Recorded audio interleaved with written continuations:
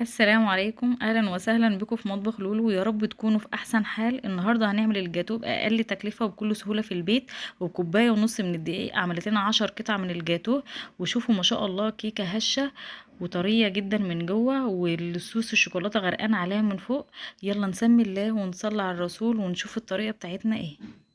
هنكون مجهزين شفشق الخلاط. هننزل بكوبايه ونص من اللبن، وعليه كوبايه ونص من السكر، وكوبايه الا ربع من الكاكاو الخام.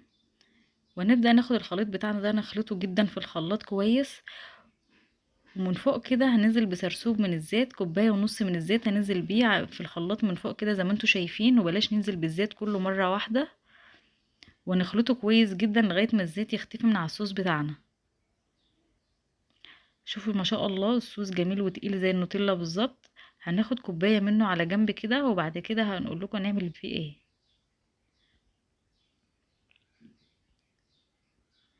وباقي الصوص ده هننزل بثلاث بيضات عليه، ومعلقة كبيرة من الخل، وباكت فانيليا. وهناخد الخليط نخلطه كويس جدا لمدة 5 دقايق. هنكون نخلين معانا كوباية ونص من الدقيق، عليها ذرة من الملح، ومعلقة كبيرة من البيكنج باودر. وننزل بالخليط اللي احنا خلطناه على الدقيق، ويدوبك هنقلبه بس، ولا تقلبه فيه كتير، يدوبك الدقيق يختفي. هنكون مجهزين صينية مقاس 20 مدهونة من الزيت، وهننزل بالخليط بتاعنا في قلب الصينية. وقبل كده يكون احنا مجهزين الفرن ومشغلينه قبل ما نشتغل في الكيكة بتاعتنا.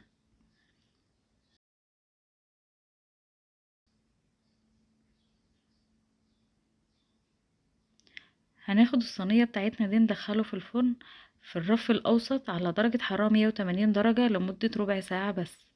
وكده الكيكة بتاعتنا طلعت اهيت ما شاء الله تحفة. وسبناها بس تبرد، ونزلنا عليها بالصوص بتاعنا الكوباية اللي احنا كنا عينينها على جنب.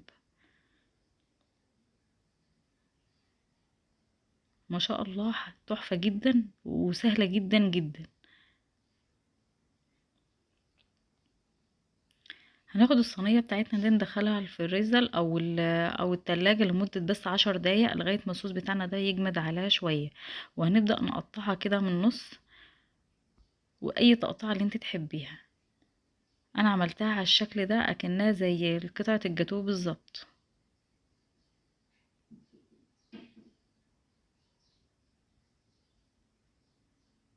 ولو اول مرة بتشوفيني متنسيش الاشتراك علشان يوصلك كل جديد.